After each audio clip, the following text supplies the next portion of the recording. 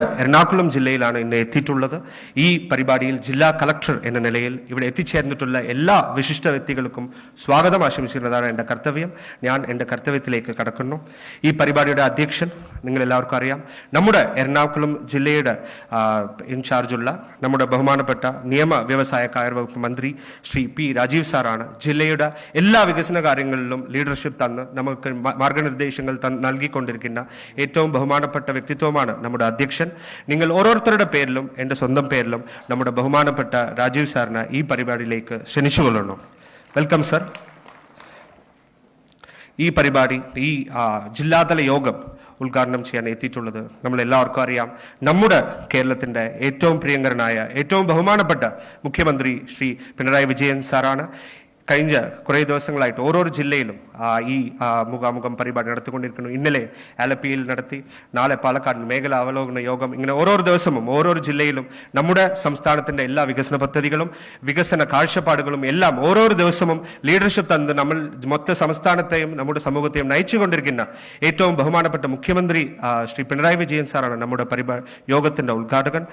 ബഹുമാനപ്പെട്ട പിണറായി വിജയൻ സാറിന് നിങ്ങൾ ഓരോരുത്തരുടെ പേരിലും എൻ്റെ സ്വന്തം പേരിലും ഞാൻ സ്വാഗതം ചെയ്തുകൊള്ളുന്നു. Welcome sir. ഇവിടെ നമ്മുടെ വിശിഷ്ട അതിഥികളായിട്ട് എത്തിയിട്ടുള്ള നമ്മുടെ ബഹുമാനപ്പെട്ട കൃഷി വകുപ്പ് മന്ത്രി ശ്രീ പി പ്രസാദ് അവർകളെ ഞാൻ സ്വാഗതം ചെയ്തുകൊള്ളുന്നു. Welcome sir. അതേപോലെ ഇവിടെ എത്തിച്ചേർന്നിട്ടുള്ള നമ്മുടെ ബഹുമാനപ്പെട്ട ഭക്ഷ്യ പൊതുവിതരണ വകുപ്പ് മന്ത്രി ശ്രീ GR അനിൽ അവർകൾ എത്തിയിട്ടുണ്ട്. സാറേയും ഞാൻ നിങ്ങൾ ഓരോരുത്തരുടെ പേരിലും എൻ്റെ സ്വന്തം പേരിലും സ്വാഗതം ചെയ്തുകൊള്ളുന്നു. Welcome sir. നമ്മുടെ പ്ലാനിംഗ് ബോർഡിന്റെ vice chairman Shri doctor Ramachandran അവർ എത്തിച്ചേർന്നിട്ടുണ്ട്. അവരെയും ഞാൻ പ്രത്യേകം നിങ്ങളെല്ലാവർക്കും വേണ്ടി ഞാൻ സ്വാഗതം ചെയ്തുകൊള്ളുന്നു. നമ്മുടെ സംസ്ഥാന സർക്കാരിൻ്റെ ഡൽഹിയിൽ പ്രത്യേക പ്രതിനിധിയായിട്ട് മുൻ മിനിസ്റ്ററും ആയ Shri professor K V Thomas അവർ ഇവിടെ എത്തിച്ചേർന്നിട്ടുണ്ട്. അവരെയും ഞാൻ നിങ്ങളുടെ പേരിൽ സ്വാഗതം ചെയ്തുകൊള്ളുന്നു. ഇവിടെ എത്തിച്ചേർന്നിട്ടുള്ള നമ്മുടെ Kochi corporation mayor advocate Anilkumar, നമ്മുടെ Vypin MLA Shri Unnikrishnan, Kochi MLA Shri KJ Maxi, നമ്മുടെ കുന്നത്തനാട് MLA ശ്രീ PV ശ്രീനിജൻ അവർകളെയും ഞാൻ ഒറ്റവാക്കിൽ ഞാൻ സ്വാഗതം ചെയ്തുകൊള്ളുന്നു. നമ്മുടെ ശ്രീ കോതമംഗലം MLA എത്തിച്ചേർന്നിട്ടുണ്ട്. ശ്രീ ആന്റണി ജോൺ അവർകളെയും ഞാൻ സ്വാഗതം ചെയ്തുകൊള്ളുന്നു. ഈ ജില്ലയുടെ ഓഫീസർ തലത്തിൽ ഈ ജില്ലാതല യോഗങ്ങളുടെ ചുമതലയുള്ള principal secretary industries Shri Muhammad Hanish IAS അവർകളെയും ഞാൻ സ്വാഗതം ചെയ്തുകൊള്ളുന്നു. ഇന്ന് ഈ പരിപാടി നടക്കുന്നത് ഇവിടെ എത്തിച്ചേർന്നിട്ടുള്ള നിങ്ങൾ ഓരോരുത്തർക്ക് വേണ്ടിയാണ്. ഈ പരിപാടിയിൽ നമ്മുടെ ക്ഷണം സ്വീകരിച്ച് വിവിധ മേഖലകളിൽ ജില്ലയിലുള്ള എല്ലാ മേഖലകളിലും, അത് ഇൻഡസ്ട്രീസ്, ഹരിതകർമ്മസേന, പട്ടികവർഗം, സ്റ്റുഡൻസ്, അതിഥി തൊഴിലാളികൾ, ഇങ്ങനെ ഇവിടെ വിട്ടുപോയ മേഖലയില്ല, എല്ലാ മേഖലകളിൽ നിന്നും വിശിഷ്ട അതിഥികൾ നമ്മുടെ ക്ഷണം സ്വീകരിച്ച് എത്തിയിട്ടുണ്ട്. ബഹുമാനപ്പെട്ട മുഖ്യമന്ത്രി നിങ്ങളോട് സംസാരിക്കാനും സംവദിക്കാനും നിങ്ങളുടെ ആശയങ്ങൾ പങ്കുവെക്കാനുമുള്ള ഒരു അവസരമാണിത്. ഈ പരിപാടിക്ക് എത്തിച്ചേർന്നിട്ടുള്ള ഈ ജില്ലാതല യോഗത്തിന് എത്തിച്ചേർന്നിട്ടുള്ള നല്ലവരായ നാട്ടുകാർ, എല്ലാ വിശിഷ്ട അതിഥികളെയും വിവിധ ജനപ്രതിനിധികളെയും എല്ലാവരെയും ഞാൻ ഒറ്റവാക്കിൽ സ്വാഗതം ചെയ്തുകൊള്ളുന്നു. ഈ പരിപാടിക്ക് എത്തിച്ചേർന്നിട്ടുള്ള നമ്മുടെ മാധ്യമ സുഹൃത്തുക്കളെയും ഞാൻ സ്വാഗതം ചെയ്തുകൊണ്ട് എൻ്റെ സ്വാഗത പ്രസംഗം ചുരുക്കുന്നു. നന്ദി, നമസ്കാരം. അധ്യക്ഷ പ്രസംഗം നിർവഹിക്കുന്നതിനായി ആദരണീയനായ സംസ്ഥാന നിയമ വ്യവസായ കയർ വകുപ്പ് മന്ത്രി ശ്രീ പി രാജീവ് അവർകളെ സാദരം ക്ഷണിക്കുന്നു. ബഹുമാനായ മുഖ്യമന്ത്രി ശ്രീ പിണറായി വിജയൻ അവർകൾ, ബഹുമാനായ മന്ത്രിമാർ ശ്രീ പി പ്രസാദ്, ശ്രീ അനിൽ, വേദിയിലുള്ള MLA മാർ, ജനപ്രതിനിധികൾ, കളക്ടർ ഉൾപ്പെടെയുള്ള ഉദ്യോഗസ്ഥർ, ക്ഷണം സ്വീകരിച്ചെത്തിയിട്ടുള്ള വിവിധ മേഖലകളിലെ പ്രമുഖ വ്യക്തിത്വങ്ങൾ, സഹോദരി സഹോദരന്മാരെ, സുഹൃത്തുക്കളെ, രണ്ടാം പിണറായി സർക്കാർ 4 വർഷം പൂർത്തീകരിച്ച് 5ാം വർഷത്തിലേക്ക് കടക്കുകയാണ്.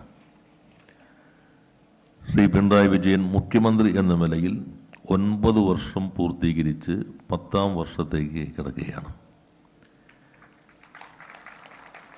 2016 മുഖ്യമന്ത്രിയായി തെരഞ്ഞെടുക്കപ്പെടുന്നതിന് മുൻപ് ഒരു മുന്നണിയുടെ നേതാവ് എന്ന നിലയിൽ കേരളത്തിലുടനീളം സഞ്ചരിച്ച് വ്യക്തികളുടെയും സംഘടനാ പ്രതിനിധികളുടെയും പൊതുവെ സമൂഹത്തിൻ്റെയാകെ അഭിപ്രായങ്ങൾ തേടി ആശയവിനിമയം നടത്തിയിട്ടാണ് 2016 നിയമസഭാ തെരഞ്ഞെടുപ്പിന് മുന്നോടിയായിട്ടുള്ള പ്രകടന പത്രികയ്ക്ക് അന്ന് അദ്ദേഹം രൂപം നൽകിയത്.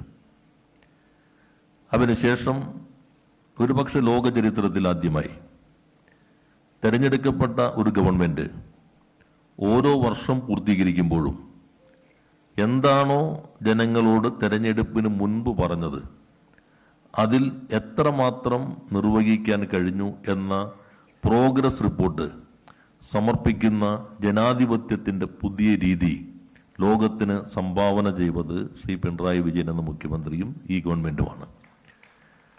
അല്ലെങ്കിൽ ഒരു തെരഞ്ഞെടുപ്പ് കഴിഞ്ഞാൽ അടുത്ത 5 വർഷം കഴിയുമ്പോൾ മാത്രമാണ് ഒരു വിലയിരുത്തൽ എന്ന സാമ്പ്രദായിക രീതിയിൽ നിന്ന് വ്യത്യസ്തമായ ഒരു അനുഭവമായിരുന്നു.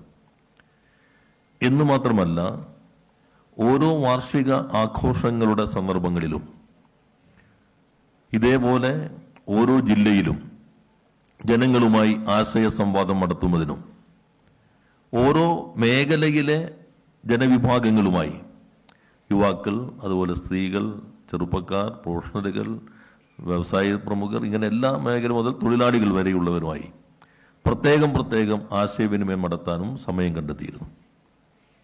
അതേപോലെ തന്നെ 140 മണ്ഡലങ്ങളിലും ഒരു മുഖ്യമന്ത്രിയുടെ നേതൃത്വത്തിൽ മന്ത്രിസഭ ആകെ സഞ്ചരിച്ച് ജനങ്ങളുമായി ആശയവിനിമയം നടത്തുകയുണ്ടായി. ആശയവിനിമയങ്ങൾ അവിടെ അവസാനിക്കുമില്ല. അത് ഭരണത്തിന്റെ തുടർച്ചയിൽ ഓരോ ഘട്ടത്തിലും സൂക്ഷ്മമായി ഇടപെട്ട് പിന്തുടരുകയും ചെയ്യുന്നുണ്ട്. ഇത് ജനാധിപത്യത്തിന്റെ ഒരു വികസിതമായ രൂപമാണ്. ജനപങ്കാളിത്തം തെരഞ്ഞെടുപ്പ് ഘട്ടത്തിൽ മാത്രമല്ല, പ്രകടന പത്രിക ആവിഷ്കരിക്കുന്ന ഘട്ടത്തിൽ മാത്രമല്ല, ഓരോ സന്ദർഭത്തിലും നടന്ന കാര്യങ്ങൾ തുറന്നു പറയുകയും നടക്കാതെ പോയിട്ടുണ്ടെങ്കിൽ അതിന്റെ കാരണങ്ങൾ വിശദീകരിക്കുകയും ഇനി എന്ത് ചെയ്യണം എന്ന് അങ്ങോട്ട് ആരായുകയും അതിന്റെ അഭിപ്രായത്തിൽ തീരുമാനമെടുക്കുകയും അത് നിശ്ചയദാർഢ്യത്തോടുകൂടി ഉറച്ചുമെന്ന് നടപ്പിലാക്കുകയുമാണ് ശ്രീ പിണറായി വിജയൻ മുഖ്യമന്ത്രിയുടെയും ഈ 2 ഗവൺമെന്റുകളുടെയും സവിശേഷത. ഞാൻ ദീർഘമായി പ്രസംഗിക്കുന്നില്ല. ഈ ജില്ലയിൽ നടത്തിയ വികസന പ്രവർത്തനങ്ങൾ വിശദീകരിക്കാൻ തന്നെ ചിലപ്പോൾ 2-3 മണിക്കൂർ പോരാതെ വരും. നഗരത്തിൽ വെള്ളം കെട്ട് വല്ലാത്ത രൂപത്തിൽ ഉയർന്നു പൊങ്ങുന്ന ഘട്ടത്തിൽ ഈ സന്ദർഭത്തിൽ ഈ ഗവൺമെന്റ് അല്ല, കഴിഞ്ഞ ഗവൺമെന്റിന്റെ കാലത്ത് എല്ലാവരും നിയമസഭാ ഉപതെരഞ്ഞെടുപ്പിന്റെ കാര്യത്തിൽ ശ്രദ്ധ കേന്ദ്രീകരിച്ച ഘട്ടത്തിൽ എറണാകുളത്തല്ലാതെ തിരുവനന്തപുരത്തിരുന്ന് നഗരസഭയാണോ ചെയ്യേണ്ടത് എന്ന രാഷ്ട്രീയമായി സാധാരണ കേൾക്കുന്ന പ്രത്യാരോപണങ്ങളോ ആരോപണങ്ങൾക്കോ ഒന്നും തുനിയാതെ ഒരുപക്ഷെ ആദ്യമായി മുനിസിപ്പാലിറ്റി കോർപ്പറേഷൻ ചെയ്യേണ്ട ഉത്തരവാദിത്തം ഏറ്റെടുത്തുകൊണ്ട് ഓപ്പറേഷൻ ബ്രേക്ക് ത്രൂ മുതൽ ഇന്ന്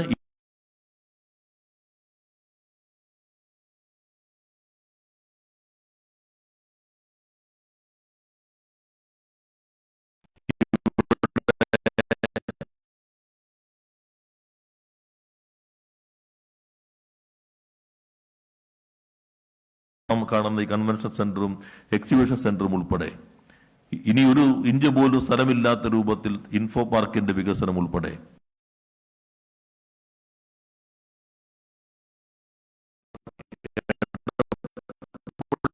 മുതൽ 30 മീറ്റർ സ്ഥലം ഏറ്റെടുത്തിട്ട് ഒരു ഇഞ്ച് പോലും പണിയാൻ കഴിയാതിരുന്ന ഹൈവേ നിർമ്മാണത്തിന്റെ കാലത്ത് വ്യത്യസ്തമായി കേരളത്തെ മൊത്തത്തിൽ ഒരു നഗരമാക്കി മാറ്റാൻ കഴിയുന്ന ഹൈവേ വികസനവും ദേശീയ ജലപാത വികസനം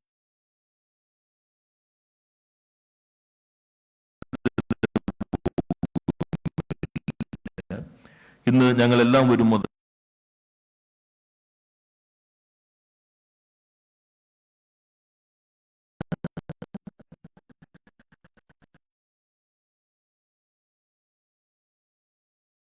സംസ്ഥാന മന്ത്രിസഭ അനുവദിച്ച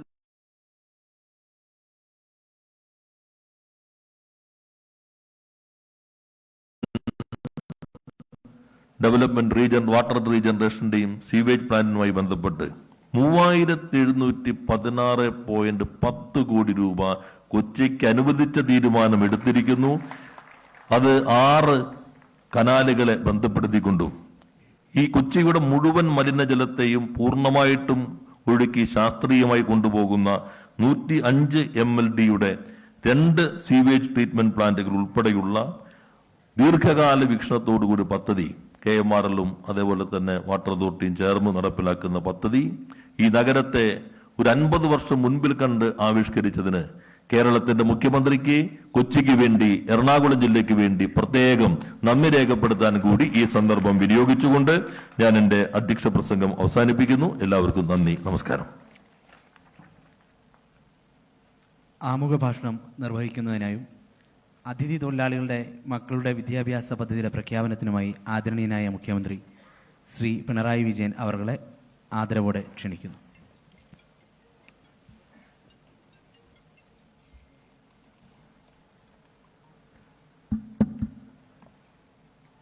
സഹോദരീ സഹോദരന്മാരെ, ഇവിടെ പ്രസ്താവിച്ചതുപോലെ 2021 മെയ് മാസത്തിൽ അധികാരത്തിൽ വന്ന ഗവൺമെൻറ്റിൻ്റെ 4ാം വാർഷിക പരിപാടികളാണ് സംസ്ഥാനത്ത് നടക്കുന്നത്. ഇപ്പോൾ ഇത് 7ാമത്തെ ജില്ലയാണ്. ഇതേപോലുള്ള പരിപാടികൾ നേരത്തെ 6 ജില്ലകളിൽ നടന്നു കഴിഞ്ഞു. യഥാർത്ഥത്തിൽ 2021 മെയ്യിലെ സർക്കാർ 2016 അധികാരത്തിൽ വന്ന LDF സർക്കാരിൻ്റെ തുടർച്ചയാണ്. അങ്ങനെ നോക്കിയാൽ നേരത്തെ അധ്യക്ഷൻ പറഞ്ഞതുപോലെ LDF സർക്കാരിൻ്റെ 9 വർഷം പൂർത്തിയാക്കി 10ാം വർഷത്തിലേക്ക് കടക്കുന്നു. ഈ ഘട്ടത്തിൽ ഇനി അങ്ങോട്ട് നമുക്ക് എന്തെല്ലാം കാര്യങ്ങൾ ശ്രദ്ധിക്കേണ്ടതുണ്ട്, ഏതൊക്കെ നടപടികൾ സ്വീകരിക്കേണ്ടതുണ്ട്, ചെയ്ത കാര്യങ്ങളിൽ ഏതെങ്കിലും കുറവുകളുണ്ടായിട്ടുണ്ടോ, അങ്ങനെയുള്ള നാടിൻ്റെ പൊതുവായ പ്രശ്നങ്ങൾ ജനങ്ങളിൽ നിന്ന് മനസ്സിലാക്കുക, അനുഭവത്തിൽ ജനങ്ങൾക്ക് പറയാനുള്ളത് കേൾക്കുക. ഇതാണ് ഈ പരിപാടി കൊണ്ട് ഉദ്ദേശിക്കുന്നത്. അപ്പോൾ നിങ്ങളുടെ അഭിപ്രായങ്ങൾക്കാണ് ഇപ്പോൾ സമയം ലഭിക്കേണ്ടത്. സമയമില്ലെങ്കിൽ നിങ്ങൾക്ക് അഭിപ്രായം പറയാൻ കഴിയില്ലല്ലോ. അപ്പോൾ അതിനായി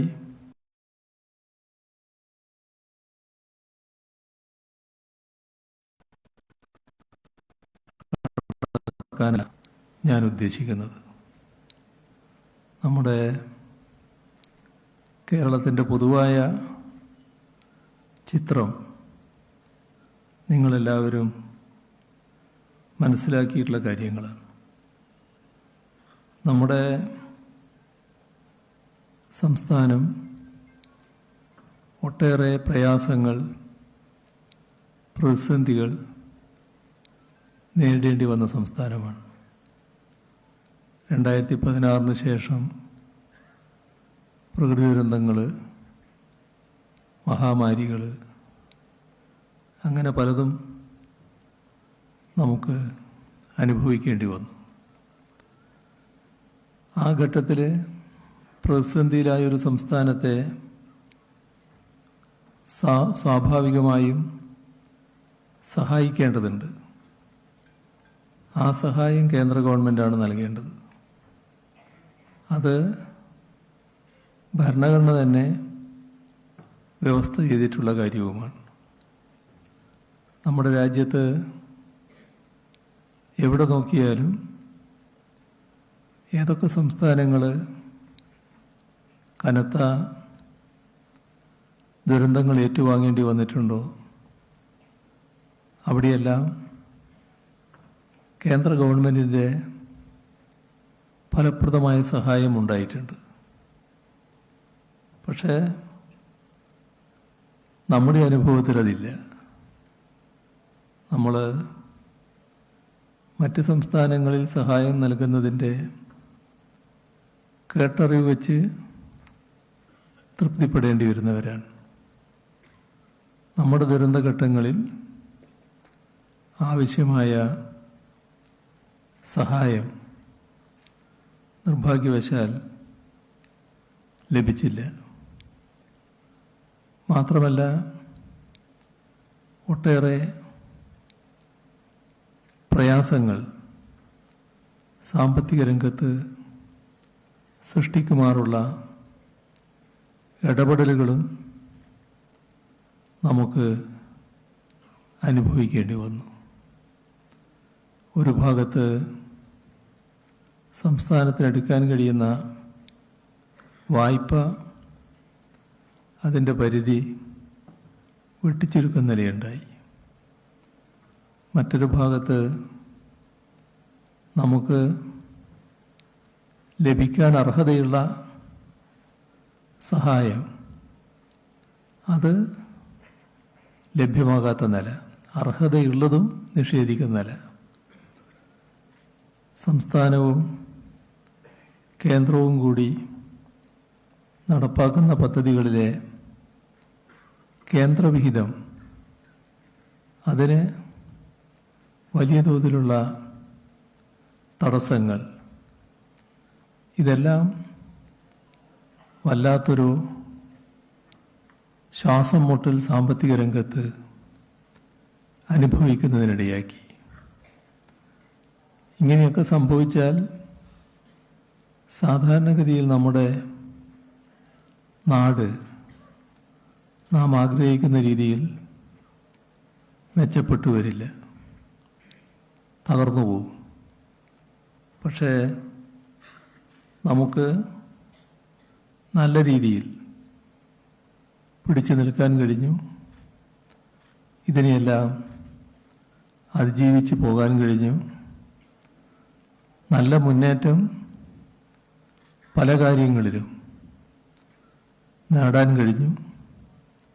രാജ്യം തന്നെ അംഗീകരിക്കുമാറുള്ള നേട്ടങ്ങൾ സംസ്ഥാനത്തിന് ആർജിക്കാനായി. ഇതിന് ഇടയാക്കിയത് നമ്മുടെ സംസ്ഥാനത്ത് നല്ല രീതിയിൽ നമ്മുടെ ആഭ്യന്തര വരുമാനം വർദ്ധിച്ചു എന്നുള്ളതാണ്. നമ്മുടെ തനത് വരുമാനത്തിൽ വലിയ വർധനവ് ഈ കാലയളവിലുണ്ടായി. ഇപ്പോൾ 2023-24 72.84% തനത് വരുമാനം ഉണ്ടാക്കാൻ നമുക്ക് കഴിഞ്ഞു. നല്ല വർധനവാണ് ഉണ്ടായത്.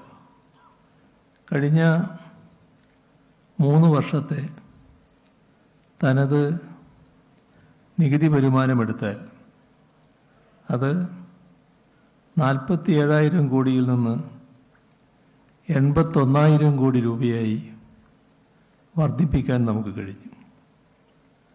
ആകെയുള്ള തനത് വരുമാനം ഈ കാലയളവിൽ 55,000 കോടിയിൽ നിന്ന് 1,04,000 കോടിയായി ഉയർത്താനും കേരളത്തിന് കഴിഞ്ഞു.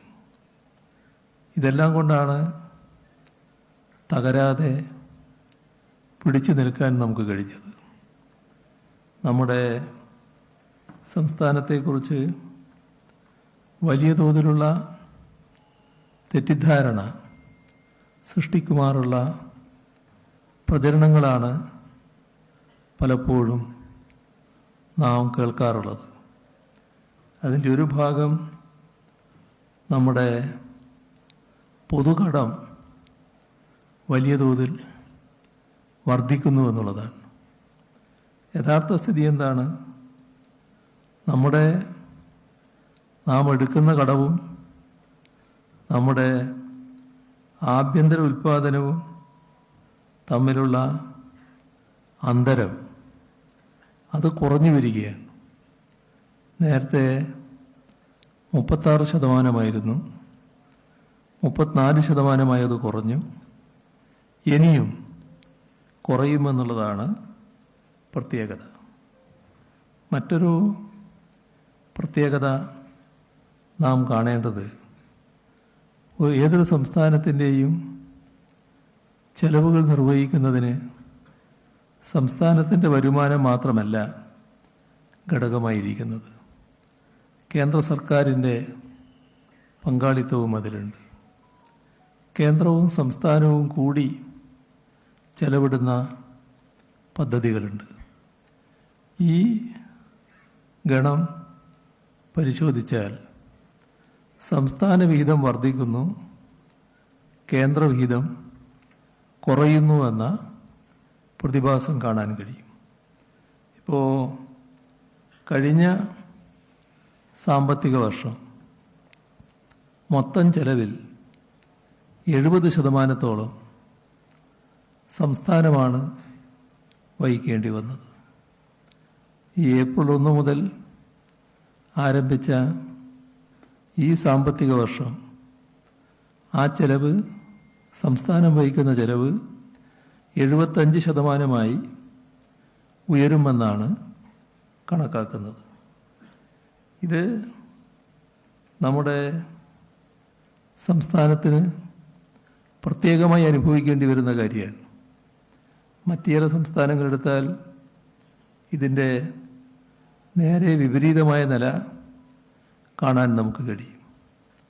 അപ്പോൾ നമ്മുടെ സംസ്ഥാനത്തിന് ഇത്തരം കാര്യങ്ങളെല്ലാം നിറവേറ്റാനും നാടിൻ്റെ വികസനവും ക്ഷേമപ്രവർത്തനങ്ങളും ഉറപ്പുവരുത്താനും കഴിയുന്നത് നമ്മുടെ ആഭ്യന്തര ഉൽപ്പാദന രംഗത്ത് ഉണ്ടായ വളർച്ച തന്നെയാണ്. മൊത്തം ആഭ്യന്തര ഉൽപ്പാദനം വർദ്ധിച്ചുവെന്നാണ് കാണാൻ നമുക്ക് സാധിക്കുക. അതിൻ്റെ ഒരു കണക്കെടുത്താൽ 2016 സംസ്ഥാനത്തിൻ്റെ മൊത്തം ആഭ്യന്തര ഉൽപ്പാദനം 5,60,000 കോടി രൂപയായിരുന്നു. ഇപ്പോഴത് 13,11,000 കോടി രൂപയാണ്. ആ രീതിയിലുള്ള വർധനവ് മൊത്തം ആഭ്യന്തര ഉൽപ്പാദനത്തിൽ നേടാൻ നമുക്ക് കഴിഞ്ഞിരിക്കുന്നു. റിസർവ് ബാങ്കാണ് സാധാരണ ചില കണക്കുകൾ ആധികാരികമായി പുറത്തുവിടാറുള്ളത്. പ്രതിശീർഷ വരുമാനം സംബന്ധിച്ച് റിസർവ് ബാങ്ക് ഓഫ് ഇന്ത്യ പുറത്തുവിട്ടൊരു കണക്കുണ്ട്. അതിൽ 2016 നമ്മുടെ പ്രതിശീർഷ വരുമാനം 1,48,000 രൂപയായിരുന്നു. ഇപ്പോഴത് 2,28,000 രൂപയായി വർദ്ധിപ്പിക്കാൻ നമുക്ക് കഴിഞ്ഞിരിക്കുന്നു. ഇത് നമ്മുടെ നാടിൻ്റെ യഥാർത്ഥ ചിത്രമാണ്. പക്ഷേ ഈ ചിത്രം നമ്മുടെ എത്ര ആളുകളുടെ മനസ്സിലുണ്ട്, അല്ലെങ്കിൽ എത്ര ആളുകളുടെ അടുത്ത് ഇത്തരമൊരു ചിത്രം എത്തിയിട്ടുണ്ട്? നമ്മുടെ പ്രചരണങ്ങൾ പരിശോധിച്ച് നോക്കിയാൽ ഇത്തരം കാര്യങ്ങൾ ജനങ്ങളിലേക്ക് എത്തിക്കാൻ ബാധ്യതപ്പെട്ടവർ നടത്തുന്ന പ്രചരണങ്ങൾ നമ്മുടെ സംസ്ഥാനം എന്തോ വല്ലാതെ തകരുന്നു എന്ന പ്രതീതി സൃഷ്ടിക്കുമാറുള്ളതാണ്. യഥാർത്ഥത്തിൽ തകർച്ചയല്ല, വളർച്ചയും ഉയർച്ചയുമാണ് നമ്മുടെ സംസ്ഥാനത്തിന് ഉണ്ടായിട്ടുള്ളത്. വിവിധ മേഖലകളെടുത്ത് പരിശോധിച്ചാലും ഇത് കാണാൻ നമുക്ക് സാധിക്കും. ഇപ്പോൾ നമ്മുടെ ചെറുപ്പക്കാർ ഏറ്റവും കൂടുതൽ ആഗ്രഹിക്കുന്ന അല്ലെങ്കിൽ വലിയ തോതിൽ താല്പര്യപ്പെടുന്ന ഒരു തൊഴിൽ മേഖലയാണല്ലോ IT മേഖല. കേരളം വളരെ നേരത്തെ IT രംഗത്ത് തുടക്കം കുറിച്ച സംസ്ഥാനമാണ്. രാജ്യത്ത് ആദ്യമായിട്ട് നമ്മളാണ് ടെക്നോ പാർക്ക് ആരംഭിച്ചത്. പക്ഷേ ആ തുടക്കം നമ്മുടെ ഭാഗത്തുനിന്നുണ്ടായെങ്കിലും ആ തുടക്കത്തിൻ്റെ രീതിയിലുള്ള ഉയർച്ച പിന്നെ ഉണ്ടായി എന്ന് പറയാൻ കഴിയില്ല. എവിടെയോ ഒരു സ്തംഭിക്കുന്ന സ്ഥിതി വന്നു. പുരോഗതിയിലേക്ക് വേണ്ടത്ര നീങ്ങാത്ത അവസ്ഥ വന്നു. ഇപ്പോൾ 2016 നമ്മുടെ സംസ്ഥാനത്ത് IT പാർക്കുകളിൽ മൊത്തം ഉണ്ടായിരുന്ന കമ്പനികൾ 640 ആ 2016 ശേഷം ഇപ്പോൾ പരിശോധിച്ചാൽ അത് 1106 കമ്പനികളായി വർദ്ധിച്ചു എന്ന് കാണാൻ സാധിക്കും. ഇവിടെ തൊഴിലെടുത്തിരുന്നവർ 2016 78,000 ഇപ്പോൾ 1,48,000 പേര് തൊഴിലെടുക്കുകയാണ്. നമ്മുടെ മൊത്തം IT കയറ്റുമതി 2016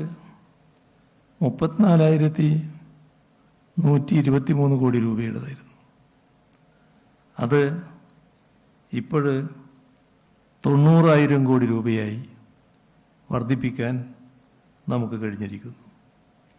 യഥാർത്ഥത്തിൽ കേരളം ഏറ്റവുമധികം ശ്രദ്ധിക്കപ്പെടുന്ന ഒരു സംസ്ഥാനമായി സ്റ്റാർട്ടപ്പിൻ്റെ കാര്യത്തിൽ മാറിയിരിക്കുന്നു. സ്റ്റാർട്ടപ്പ് നമ്മുടെ സംസ്ഥാനത്ത് നേരത്തെ 2016 ഉണ്ടായിരുന്നത് 3,000 സ്റ്റാർട്ടപ്പുകൾ മാത്രമാണ്. എന്നാൽ ഇപ്പോൾ അത് 6,300 വർദ്ധിച്ചിരിക്കുകയാണ്. 5,800 കോടി രൂപയുടെ നിക്ഷേപം, 60,000 തൊഴിലവസരം, ഇതെല്ലാം ഇതിലൂടെ ഉണ്ടാക്കാൻ നമുക്ക് കഴിഞ്ഞിരിക്കുന്നു.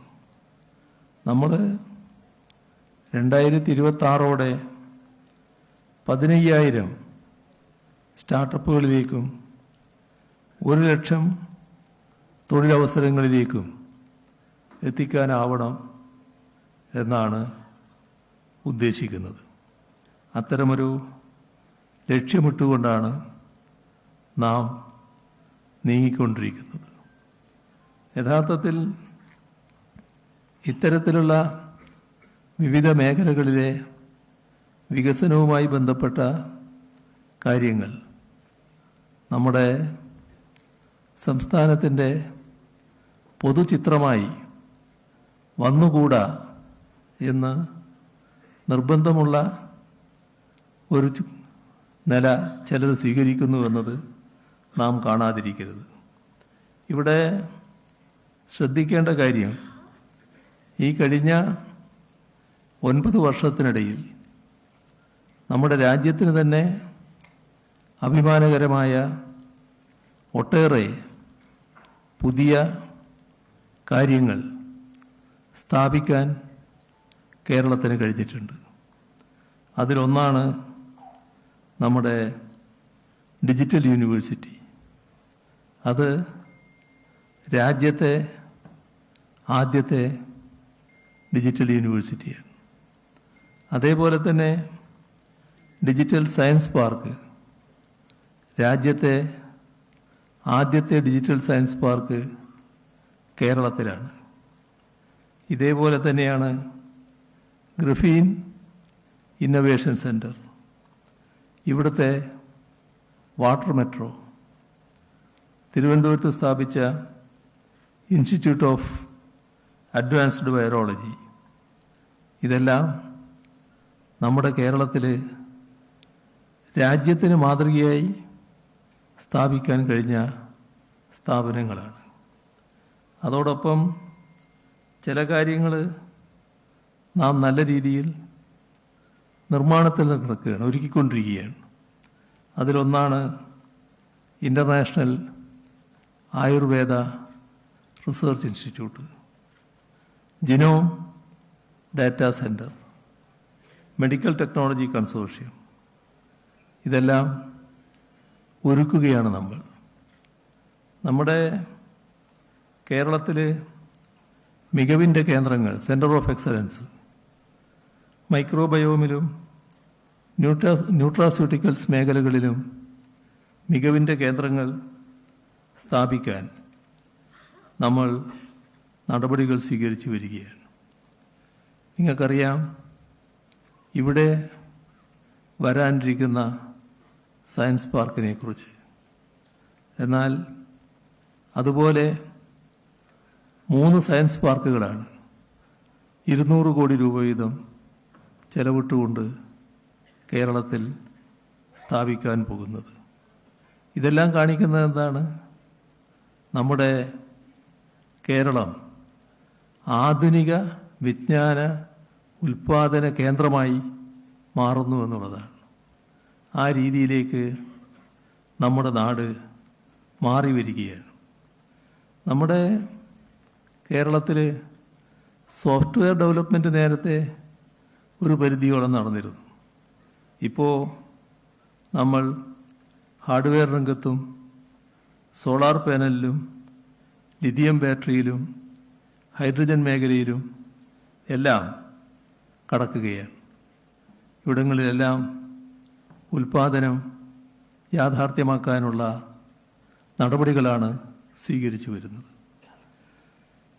നമ്മുടെ സംസ്ഥാനത്തെ വ്യാവസായിക രംഗമെടുത്താൽ കേരളം വ്യവസായത്തിന് അങ്ങനെ പറ്റിയൊരു നാടല്ല എന്നൊരു പൊതുപ്രതീതിയാണ് കുറേ കാലമായി നമ്മുടെ നാട്ടിലുണ്ടായിരുന്നത്. 2016 അത്തരമൊരു അവസ്ഥയ്ക്ക് മാറ്റം വരുത്താനുള്ള ശ്രമമാണ് നാം നടത്തിയത്. ആ ഘട്ടത്തിൽ വ്യാവസായിക വളർച്ച 12% മാത്രമായിരുന്നു. എന്നാൽ നല്ല മാറ്റം നമുക്കതിൽ കൊണ്ടുവരാൻ കഴിഞ്ഞു. ഇപ്പോൾ 17% വ്യാവസായിക വളർച്ച ഉറപ്പുവരുത്താൻ നമുക്ക് കഴിഞ്ഞു.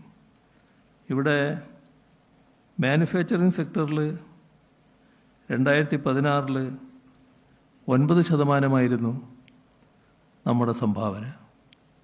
എന്നാൽ ഇന്നത് 14% ഉയർത്താൻ നമുക്ക് കഴിഞ്ഞിരിക്കുന്നു. നമ്മുടെ സംസ്ഥാനത്തിൻ്റെ നിക്ഷേപ സൗഹൃദ നില വളരെ പിറകിലായിരുന്നു. 2016 തന്നെ അത് നാം തിരിച്ചറിഞ്ഞുകൊണ്ട് അതിന് മാറ്റം വരുത്താനുള്ള നടപടികൾ സ്വീകരിച്ചു. അതിൽ ആ പരിശോധന നടത്തുന്നതിന് വേണ്ടി നേരത്തെ പറഞ്ഞ രീതിയിലുള്ള വിവിധ യോഗങ്ങൾ നടത്തി. വ്യവസായികളുടെ അടക്കം അഭിപ്രായങ്ങൾ കേട്ടു. അതിൻ്റെ ഭാഗമായുള്ള മാറ്റങ്ങൾ ഓരോന്നോരോന്നായി കൊണ്ടുവന്നു. അതിലേറ്റവും പ്രധാനമായിരുന്നു നിയമങ്ങളിൽ വരേണ്ട മാറ്റം, ചട്ടങ്ങളിൽ വരേണ്ട മാറ്റം. ഇതെല്ലാം കൊണ്ടുവന്നു. അതോടൊപ്പം നമ്മുടെ നാടിൻ്റെ ഒരു മാനസിക ഘടനയുണ്ടായിരുന്നു. ആ മാനസിക ഘടനയിലും മാറ്റം വരണമായിരുന്നു. അതിനാവശ്യമായ ബോധവൽക്കരണ നടപടികളെയും കടന്നു. ഇതെല്ലാം ഒത്തുചേർന്നപ്പോഴാണ് നമ്മുടെ നാട് വ്യവസായ സൗഹൃദ അന്തരീക്ഷത്തിൽ രാജ്യത്ത് നമ്പർ 1 എന്ന നിലയിലേക്ക് മാറുന്ന അവസ്ഥയുണ്ടായത്. ഈസ് ഓഫ് ഡൂയിങ് ബിസിനസ് റാങ്കിങ്ങിൽ ടോപ്പ് അച്ചീവിംഗ് പദവി ഇപ്പോൾ നാം കരസ്ഥമാക്കിയിരിക്കുന്നു.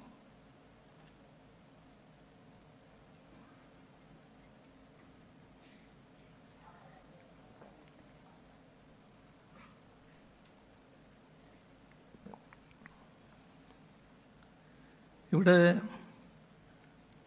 നമ്മുടെ സംസ്ഥാനം നടപ്പാക്കിയ സംരംഭക വർഷം, അതിൻ്റെ ഭാഗമായുള്ള പദ്ധതികൾ, അത് രാജ്യം വലിയ തോതിൽ അംഗീകരിക്കുകയുണ്ടായി. രാജ്യത്തിന് തന്നെ എടുത്തു പറയേണ്ടി വന്നു. MSME മേഖലയിലെ രാജ്യത്തെ ബെസ്റ്റ് പ്രാക്ടീസാണ് ഈ സംരംഭക പദ്ധതി എന്നത് കേന്ദ്ര ഗവൺമെൻറ് തന്നെ പ്രശംസിക്കേണ്ടതായി വന്നു. നമ്മുടെ സംസ്ഥാനത്ത് 3.5 ലക്ഷത്തിലധികം സംരംഭങ്ങളാണ് ഇതിൻ്റെ ഭാഗമായി ആരംഭിക്കാൻ നമുക്ക് കഴിഞ്ഞത്. അതിൽ 23,000 കോടി രൂപയുടെ നിക്ഷേപം, 7.5 ലക്ഷത്തിലധികം തൊഴിലവസരങ്ങൾ, ഇതെല്ലാം കേരളത്തിൽ സംഭവിക്കുകയാണ്. പക്ഷേ ഇത് ആളുകളുടെ ശ്രദ്ധയിൽപ്പെടരുത് എന്ന് ആഗ്രഹിക്കുന്ന കൂട്ടരുണ്ട്. സ്വാഭാവികമായും ഈ 3.5 ലക്ഷത്തിലധികം സംരംഭങ്ങളൊക്കെ വരുമ്പോൾ നമുക്കറിയാലോ, 2, 3, 4, 5 ഒക്കെ ചില പ്രശ്നങ്ങളുടെ മേലെ ചിലപ്പോൾ തുടർ പ്രവർത്തനം നടത്താൻ കഴിയാതെ വരും. അതെടുത്ത് അത് വലിയ തോതിൽ കാണിച്ച്, ഇതാ ഈ പദ്ധതി ഇങ്ങനെയാണ്, തകർന്നു പോവുകയാണ് എന്ന ചിത്രം അവതരിപ്പിക്കുന്നതിനാണ് വലിയ താല്പര്യം ചിലർക്ക്. നമ്മുടെ സംസ്ഥാനത്ത് ഇവിടെയാണല്ലോ നിക്ഷേപ സംഗമം നടന്നത്. 1.5 ലക്ഷം കോടി രൂപയുടെ നിക്ഷേപ താല്പര്യപത്രമാണ് ഒപ്പുവെച്ചത്. വളരെ ഗൗരവമായി തന്നെ ആ നടപടികൾ നടന്നു എന്നാണ് കാണാൻ കഴിയുക. എല്ലാം പങ്കെടുത്തവർ നല്ല വ്യവസായ രംഗത്തുള്ളവരായിരുന്നു. അതിൻ്റെ ഭാഗമായി തന്നെ ആ നിക്ഷേപ താല്പര്യം പ്രകടിപ്പിച്ചവരുടെ കാര്യത്തിൽ തുടർ നടപടികൾ സ്വീകരിക്കാനാണ് ഇപ്പോൾ സർക്കാർ തയ്യാറായിട്ടുള്ളത്. അതിനായുള്ള ഫാസ്റ്റ് ട്രാക്ക് സംവിധാനം ഏർപ്പെടുത്തിയിരിക്കുകയാണ് തുടർ നടപടികൾക്കായിട്ട്. അതോടൊപ്പം തന്നെ സിംഗിൾ വിൻഡോ ക്ലിയറൻസ് സംവിധാനം ശക്തിപ്പെടുത്താൻ KSIFT എന്ന പുതിയ രീതി കൊണ്ടുവന്നിരിക്കുന്നു.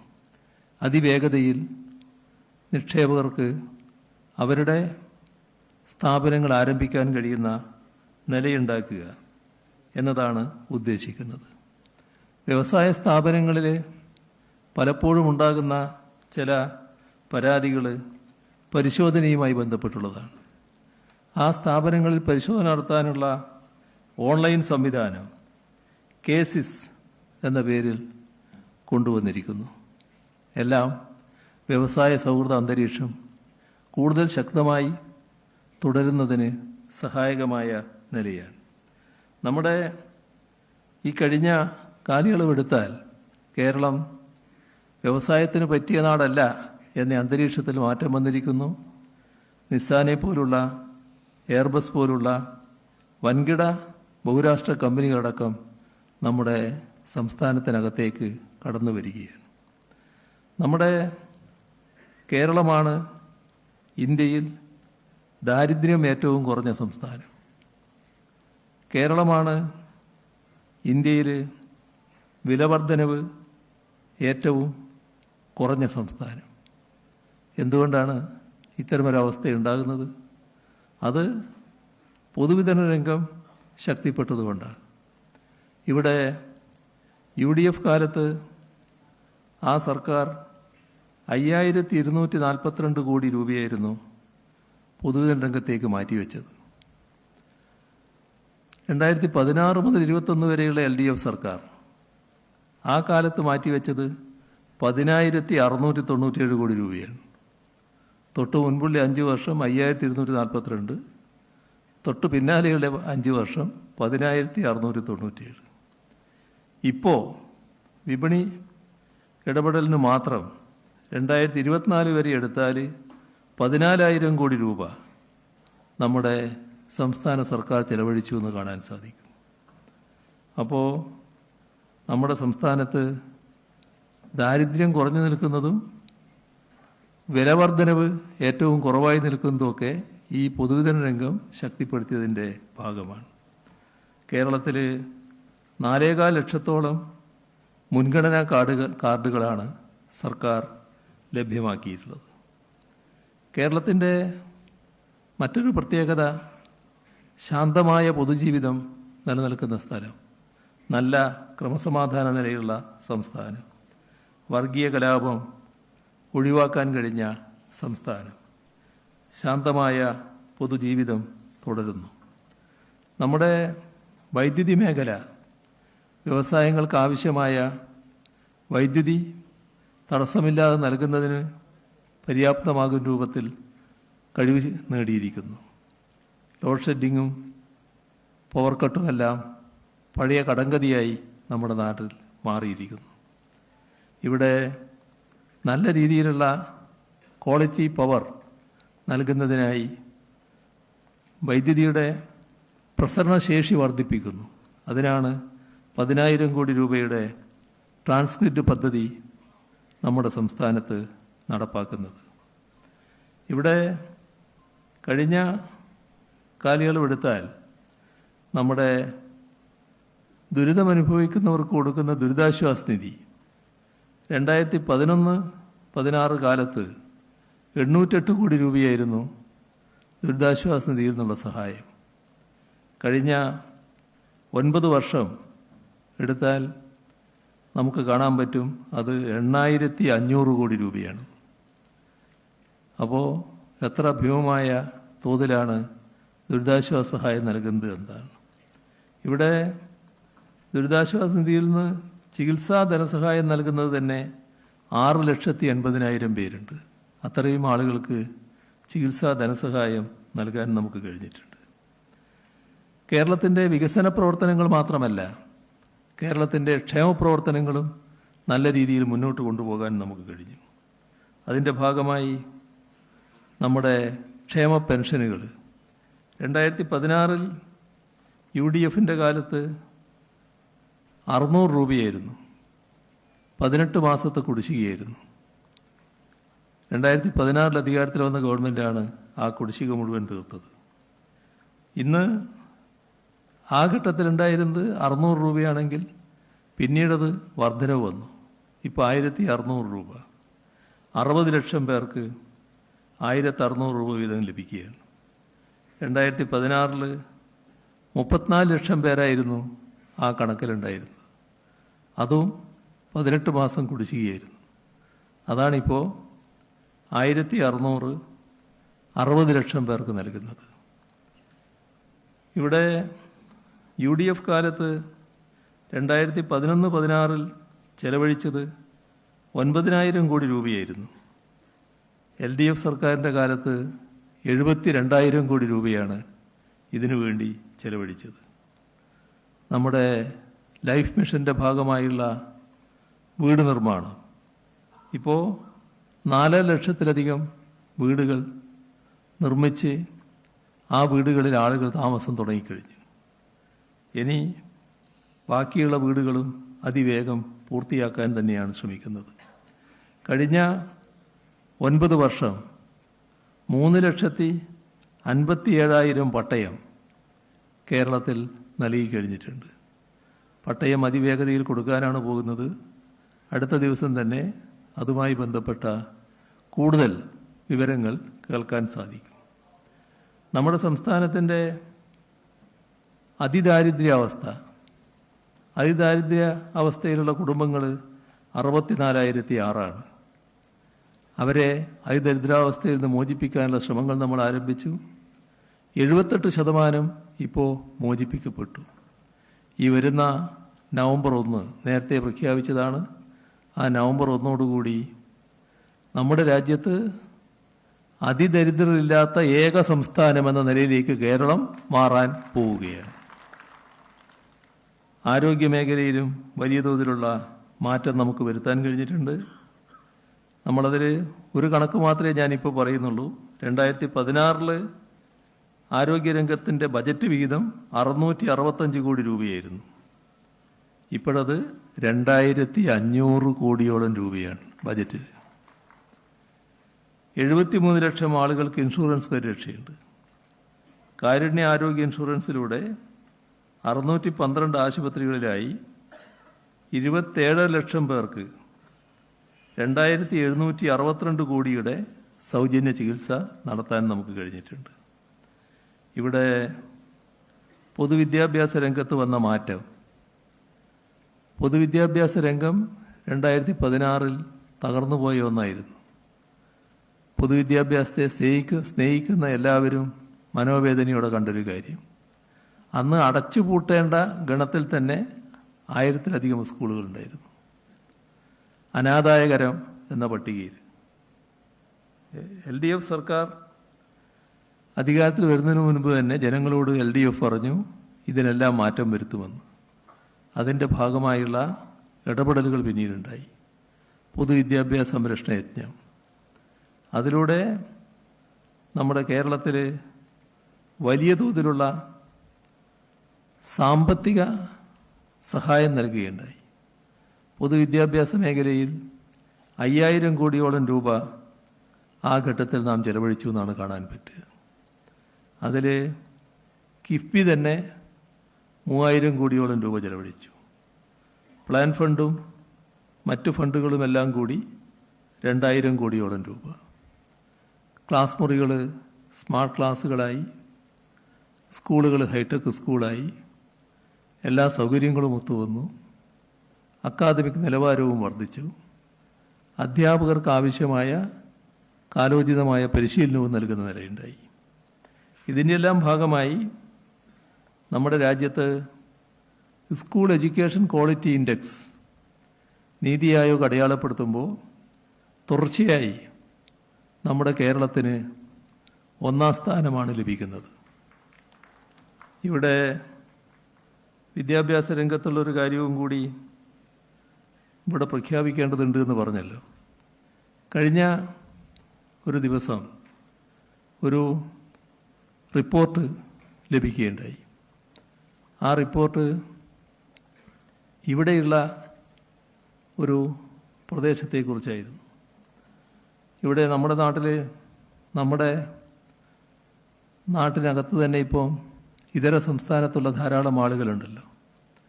ആ കുട്ടികളും സ്കൂളിൽ പോകുന്നുണ്ട്. പക്ഷേ സ്കൂളിൽ പോകാത്ത കുറച്ച് കുട്ടികളുണ്ട്. അതുമായി ബന്ധപ്പെട്ട് ഗൗരവമായി ഒരു പ്രശ്നം ഉയർന്നു വന്നു. ഈ കുട്ടികൾ സ്കൂളിൽ പോകാതെ തെരുവിൽ അലയുകയാണ്. അങ്ങനെ വരുമ്പോൾ ഭാവിയിൽ അതൊരു പ്രശ്നമാകും. നമ്മുടെ സ്കൂളിൽ പോകുന്നതിന് പകരം സ്കൂളിൽ പോകാതെ തെരുവിലലയുന്ന ജീവിതം നയിച്ചാൽ പിന്നെ അവരുടെ ജീവിതം തന്നെ വഴിതെറ്റിപ്പോകാനിടയുണ്ട്. അത് നമ്മുടെ സംസ്ഥാനത്തിന് തന്നെ ദോഷകരമായിട്ടാണ് ബാധിക്കുക. അപ്പോൾ ഇത്തരം കുട്ടികൾ എല്ലാവരും സ്കൂളിൽ പോകുന്നുവെന്ന് ഉറപ്പുവരുത്തേണ്ടതായിട്ടുണ്ട്. അത് നമ്മുടെ നാടിൻ്റെ ഉത്തരവാദിത്തമായിട്ടെടുക്കണം. ഓരോ പ്രദേശത്തും താമസിക്കുന്ന കുടുംബങ്ങൾ, ആ കുടുംബങ്ങളിലുള്ള കുട്ടികളുടെ വിദ്യാഭ്യാസ നിലയെക്കുറിച്ചുള്ള ഒരു വിദ്യാഭ്യാസ രജിസ്റ്റർ നമ്മുടെ തദ്ദേശ സ്വയംഭരണ സ്ഥാപനങ്ങൾക്കുണ്ടാവണം. സ്കൂളിൽ പോകാത്ത കുട്ടിയുണ്ടെങ്കിൽ അവരെ സ്കൂളിലേക്ക് എത്തിക്കുന്നതിനുള്ള ചുമതല നാം ഏറ്റെടുക്കേണ്ടതായിട്ടുണ്ട്. നമ്മുടെ നാട്ടിലുള്ള കുട്ടികൾ സാധാരണഗതിയിൽ അങ്ങനെയില്ല. ഇനി അത്യപൂർവം ഏതെങ്കിലും കുട്ടിയുണ്ടെങ്കിൽ ആ കാര്യവും പ്രത്യേകമായി ശ്രദ്ധിക്കുന്ന നിലയുണ്ടാവണം. ഇവിടെ അലഞ്ഞു തിരിഞ്ഞ് നടക്കുന്ന ഒരവസ്ഥ ഉണ്ടാക്കാൻ പാടില്ല. ഇതിൽ തദ്ദേശഭരണ സ്ഥാപനങ്ങൾ മാത്രമല്ല, അതത് സ്ഥലത്തുള്ള സ്കൂളുകളും അവിടുത്തെ അധ്യാപകരും ഇക്കാര്യത്തിൽ പ്രത്യേക താല്പര്യത്തോടെ ഇടപെടേണ്ടതായിട്ടുണ്ട്. ഈ ഇതര സംസ്ഥാന തൊഴിലാളികളുടെ കുടുംബങ്ങളിൽ, അവരുടെ വീടുകളിൽ അധ്യാപകരടക്കമുള്ള ആ പ്രദേശത്തെ ഒരു ടീം സന്ദർശിക്കണം. ആ കുട്ടി, അവിടെ കുട്ടിയുണ്ടെങ്കിൽ ആ കുട്ടി സ്കൂളിലേക്ക് എത്തിക്കുന്നതിനുള്ള നടപടികൾ സ്വീകരിച്ചിരിക്കണം. അത്തരമൊരു പദ്ധതി ആരംഭിക്കണമെന്ന് നേരത്തെ വിദ്യാഭ്യാസ വകുപ്പുമായി അടക്കം ചർച്ച ചെയ്ത് തീരുമാനിച്ചു. അതിൽ തദ്ദേശ ഭരണ വകുപ്പിനും പ്രധാന റോളുണ്ട്. ആ പദ്ധതിയുടെ ഔപചാരികമായ ഉദ്ഘാടനം കൂടി ഇവിടെ നിർവഹിക്കണമെന്നാണ് നേരത്തെ പറഞ്ഞത്. അത് ഔപചാരികമായി നമ്മുടെ സംസ്ഥാനത്ത് ആരംഭിക്കുന്നതിൻ്റെ പ്രഖ്യാപനം ഇതോടുകൂടി നടത്തുകയാണ്. നമ്മുടെ കേരളത്തിൻ്റെ വിവിധ മേഖലകളിൽ വന്നിട്ടുള്ള വളർച്ച, അതിനെക്കുറിച്ച് ഇപ്പോൾ ഞാൻ ദീർഘമായി പോകുന്നില്ല. എന്നാൽ ഉന്നത വിദ്യാഭ്യാസ മേഖല വലിയ തോതിൽ മാറി എന്നുള്ളത് നാം കാണണം. ആ മാറ്റവും സ്വയംഭൂവായി അങ്ങ് സംഭവിച്ചതല്ല. 2016 അധികാരത്തിൽ വരുമ്പോൾ യൂണിവേഴ്സിറ്റികളുടെ വൈസ് ചാൻസലർമാരുടെ ഒരു യോഗം നടത്തിയിരുന്നു. അപ്പോൾ അന്ന് കേരളത്തിൽ രാജ്യത്തെ വിദ്യാഭ്യാസ സ്ഥാപനങ്ങളിൽ എടുത്താൽ ആദ്യത്തെ 100-ൽ ഒരു സ്ഥാപനവുമില്ല കേരളത്തിൽ. അതായിരുന്നു അവസ്ഥ. അപ്പോൾ അവരോട് ചോദിച്ചു, ഇത് മാറണ്ടേ? അവർ നല്ല ശ്രമം നടത്തി. 2021 ഗവൺമെൻറ് അതിലേക്ക് കേന്ദ്രീകരിച്ച് ശ്രമിക്കുന്ന നില വന്നു. ആദ്യഘട്ടത്തിൽ പൊതുവിദ്യാഭ്യാസ രംഗത്താണ് ശ്രദ്ധിച്ചതെന്ന് എല്ലാവർക്കും അറിയാം. എന്നാൽ അപ്പോഴേ അതിനടിത്തറയിട്ടു. ഇപ്പോൾ കൂടുതൽ ശ്രദ്ധിക്കുന്ന നില വന്നു. അതിനനുസരിച്ച് മാറ്റം ഇപ്പോഴുണ്ടായിരിക്കുന്നു. ആ മാറ്റത്തിൻ്റെ ഭാഗമായിട്ട് സംഭവിച്ചത് എന്താ? നമ്മുടെ രാജ്യത്തെ യൂണിവേഴ്സിറ്റികളെ എടുത്താൽ ആദ്യത്തെ 12-ൽ നമ്മുടെ 3 ഉണ്ട്. കേരളം 9-ാം സ്ഥാനത്ത് കേരള യൂണിവേഴ്സിറ്റി, കൊച്ചിൻ യൂണിവേഴ്സിറ്റി 10-ാം സ്ഥാനത്ത്, ഗാന്ധി യൂണിവേഴ്സിറ്റി 11-ാം സ്ഥാനത്ത്, 43-ാം സ്ഥാനത്ത് കാലിക്കറ്റ് യൂണിവേഴ്സിറ്റി. ആദ്യത്തെ 100 കോളേജ് എടുത്താൽ 16 കോളേജ് നമ്മുടേതാണ്, കേരളത്തിലേതാണ്. ഇതാണ് മാറ്റം. മറ്റു കാര്യങ്ങളിലേക്ക് ഇപ്പോൾ ഞാൻ കടക്കുന്നില്ല, കാരണം സമയം കുറച്ചധികമായി പോവുകയാണ്. അത് എല്ലാം പറഞ്ഞാൽ നിങ്ങളെ സമയം ചുരുങ്ങിപ്പോവും. അതേപോലെ തന്നെ കാർഷിക മേഖല വലിയ അഭിവൃദ്ധിയാണ് ഉണ്ടായിട്ടുള്ളത്. 2016 വളർച്ചാ നിരക്ക് കേവലം 2% മാത്രമായിരുന്നു. ഇപ്പോഴത് നേരെ ഇരട്ടിയിലധികമായി, 4.64%. നെൽകൃഷി 2016 1,70,70,000 ഹെക്ടറിലായിരുന്നു. ഇപ്പോഴത് 2,23,000 ഹെക്ടറിലായി. കഴിഞ്ഞ 2 വർഷത്തെ കണക്ക് മാത്രം എടുത്താൽ 8,268 ഹെക്ടറിലാണ് നെൽകൃഷി പുതുതായി ആരംഭിച്ചത്. നെല്ലിൻ്റെ ഉൽപാദനക്ഷമതയും ഹെക്ടറിന് 4.56 ടണ്ണായി വർദ്ധിപ്പിക്കാൻ കഴിഞ്ഞു. നെൽവയൽ ഒരു ഹെക്ടറിന് റോയൽറ്റി ഇനത്തിൽ 3,000 രൂപയാണ് നമ്മൾ നൽകുന്നത്. കഴിഞ്ഞ സാമ്പത്തിക വർഷം 14,498 ഹെക്ടർ നെൽവയലുകൾക്ക് റോയൽറ്റി ലഭ്യമാക്കാനും കഴിഞ്ഞിട്ടുണ്ട്. ഇതാണ് നാടിൻ്റേതായൊരു ചിത്രം. അപ്പോൾ കുറേ കാര്യങ്ങൾ നേടാൻ നമുക്ക് കഴിഞ്ഞിട്ടുണ്ട്. നേട്ടത്തിൻ്റെ എല്ലാ കാര്യങ്ങളും ഞാനിവിടെ പറഞ്ഞിട്ടില്ല, ചില കണക്കുകൾ മാത്രമാണ് പറഞ്ഞത്. ഇതാണ് നാടിൻ്റെ ഒരു ചിത്രം. ഇത് ഇനിയും നമുക്ക് ശക്തിപ്പെടുത്താനാവണം. നവകേരളം ലക്ഷ്യമിട്ടാണ് നാം കാര്യങ്ങൾ നീക്കുന്നത്. ആ കാര്യങ്ങളിൽ ഒരുപാട് നിർദ്ദേശങ്ങളും അഭിപ്രായങ്ങളും നിങ്ങൾക്ക് നൽകാനുണ്ടാവും. അതെല്ലാം നിങ്ങൾ നൽകണം എന്ന് അഭ്യർത്ഥിച്ചുകൊണ്ട് മറ്റു കൂടുതൽ കാര്യങ്ങളിലേക്ക് കടക്കാതെ ഈ ആമുഖ ഭാഷണം ഇവിടെ അവസാനിപ്പിക്കുന്നു. നിങ്ങൾക്ക് എൻ്റെ സ്നേഹാഭിവാദനങ്ങൾ.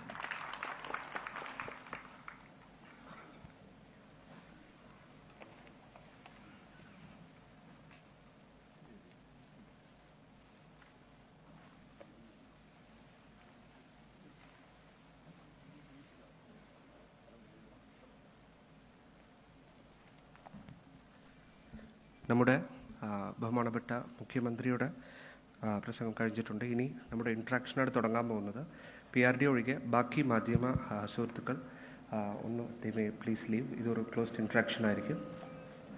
ഒന്ന് PRD ഒന്ന് പറഞ്ഞു. വോളണ്ടിയേഴ്സ് 2 സൈഡും മൈക്കോട് ഒന്ന് റെഡി ആയിരിക്കണം.